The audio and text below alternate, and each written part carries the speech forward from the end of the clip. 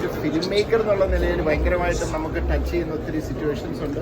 ഒരു ഭയങ്കര real life എവിടെയൊക്കെയോ അങ്ങനത്തെ റിയൽ ലൈഫ് എക്സ്പീരിയൻസസ് ഫീൽ ചെയ്തു. എല്ലാവരും അതിമനോഹരമായിട്ട് ചെയ്തു. അപ്പു ഈ പറഞ്ഞ പോലെ ബാക്കിയുള്ള എല്ലാ ആർട്ടിസ്റ്റും ഞാൻ ഈ പറഞ്ഞ പോലെ നമ്മുടെ ഇവൻ ധ്യാൻ ആക്ച്വലി ഞെട്ടിച്ച് കളഞ്ഞിരിക്കുകയാണ്. അപ്പം ഞാൻ വന്നപ്പോൾ കണ്ടു. ഞാൻ നാളെ അവനെ വിളിക്കുന്നുണ്ട്. തീർച്ചയായിട്ടും ധ്യാനെ സംബന്ധിച്ചോളം ഭയങ്കര ബ്രേക്ക് ത്രൂ ആണ് ഈ സിനിമ. ബാക്കി ഇതിനകത്ത് എല്ലാ കഥാപാത്രങ്ങളും ഭയങ്കര രസമായിട്ട് അവർ നല്ല രീതിയിൽ പെർഫോം ചെയ്തിട്ടുണ്ട്. പിന്നെ ഓഫ് കോഴ്സ് വിനീത് അറിയാമല്ലോ, ഈസ് എന്താ പറയുക, ഒരു കിങ് മേക്കറാണ്. ആക്ച്വലി അദ്ദേഹത്തിൻ്റെ സ്ക്രിപ്റ്റും എനിക്കെപ്പോഴും ഞാൻ ഭയങ്കര ഇഷ്ടമുള്ളൊരു റൈറ്റർ കം ഡയറക്ടറാണ്. ആൻഡ് കൺഗ്രാറ്റ്സ് എൻ്റെ ടീം. സാറ് സ്റ്റാർട്ട് ചെയ്ത പ്രണവ് മോഹൻലാൽ എന്നുള്ള ആക്ടർ കുറേയും കൂടിയൊക്കെ റിഫൈൻഡ് ആയിട്ടും തീർച്ചയായിട്ടും ഞാനത് അന്നേ പറഞ്ഞിരുന്നല്ലോ. ഞാനത് എൻ്റെ ആദ്യത്തെ സിനിമ കഴിഞ്ഞപ്പോഴും ഞാൻ പറഞ്ഞിരുന്നു ഇത് ആദ്യം ഒരു ബിഗിനിങ് ആണ്. ഓരോ നല്ല നല്ല മെച്ചുവേർഡ് ക്യാരക്ടർ, ഇതിപ്പോൾ ഭയങ്കര മെച്ചുവേർഡ് ആയിട്ടുള്ള ഒരു ക്യാരക്ടറാണ് ചെയ്തിരിക്കുന്നത്. അപ്പം ആ ഒരു ചേഞ്ച് കാണാനുണ്ട്. അങ്ങനെയല്ല എല്ലാ ആക്ടേഴ്സും നമ്മൾ ഇതുവരെ ഇപ്പം ലാലേട്ടനാണെങ്കിലും മമ്മൂക്കയാണെങ്കിലും എല്ലാ ആക്ടേഴ്സും എന്താ പറയുക പോളിഷ്ഡ് ആയിട്ട് വരുമല്ലേ കാരണം അത് അങ്ങനെ വരുള്ളൂ. കാരണം അങ്ങനെ സാധിക്കത്തുള്ളൂ. ഓരോ സിനിമ കഴിയുമ്പോൾ പഠിക്കുവാണ്. എക്സ്പീരിയൻസ് ബൈ എക്സ്പീരിയൻസിൽ അങ്ങനെ പോളിഷ് ആയിട്ട് അപ്പോഴും ഭയങ്കരമായ മാറ്റമുണ്ട്. അങ്ങനെ എവിടെയൊക്കെയോ കമലഹാസനല്ല ലാൽ സാറിൻ്റെ ഒരു ഫീലും കിട്ടുന്നുണ്ട്. ഞാൻ പറയാമെങ്കിൽ അതിന് മാറ്റി അപ്പുവിൻ്റെതായ സ്റ്റൈലിലേക്ക് വരണം.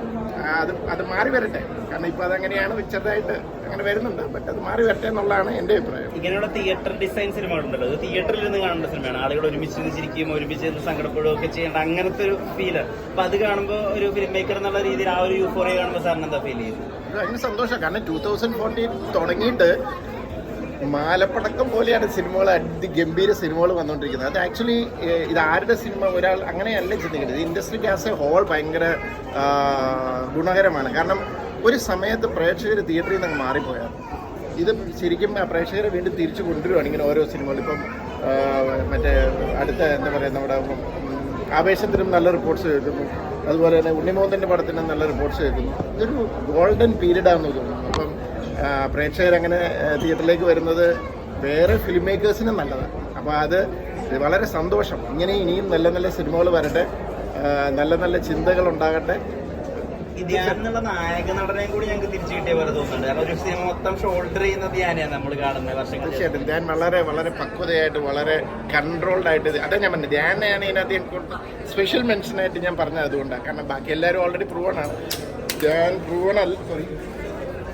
ഞാൻ പ്രൂവൺ അല്ലെന്നല്ല ഞാൻ പറഞ്ഞത്. ഞാൻ ചെയ്യുന്നത് സാധാരണ ഇതുവരെ ചെയ്ത് ഞാൻ കുറച്ച് സിനിമകൾ കണ്ടിട്ടുണ്ട്. ഇതിനൊക്കെ ഭയങ്കര മച്ചുവേർഡായിട്ട് ഒരു ക്യാരക്ടറായിട്ട് തോന്നി. ഈ സിനിമയിൽ സ്ഥിരം വിനീത് ശ്രീനിവാസൻ സ്ട്രക്ചറിൽ അല്ലാത്ത കുറച്ച് ട്വിസ്റ്റുകളൊക്കെ ഈ സിനിമയുടെ അകത്തുണ്ട്. ട്വിസ്റ്റുകൾ അല്ല, വിനീത് എല്ലാ ടൈപ്പ് സിനിമകളും ചെയ്യുന്നൊരു ഡയറക്ടറാണ്. Is A good writer.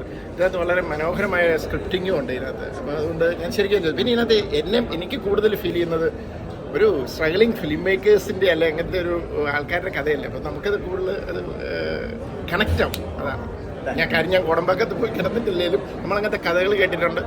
അല്ലാത്ത സിറ്റുവേഷൻസ് നമ്മുടെ ലൈഫിൽ ഉണ്ടായിട്ടുണ്ട്. അപ്പം അത് കണക്റ്റ് ആവും. ഡെഫിനറ്റ്ലി ആളുകൾക്ക് റെക്കമെൻഡ് ചെയ്യുന്ന ഒരു ബെസ്റ്റ് സിനിമ. തീർച്ചയായിട്ടും എല്ലാ സിനിമയും കാണട്ടെ, എല്ലാ സിനിമയും ഓടട്ടെ. അത് ഇൻഡസ്ട്രിക്ക് ഗുണകരമാണ്. ഈ ഇൻഡസ്ട്രിയായിട്ട് കണക്ട് ചെയ്ത് എന്തോ ഒരു മനുഷ്യരാണ് ജീവിക്കുന്നത്. അപ്പോൾ അവർക്കെല്ലാം എല്ലാ സിനിമകളും ഓടണം. അതാണ്.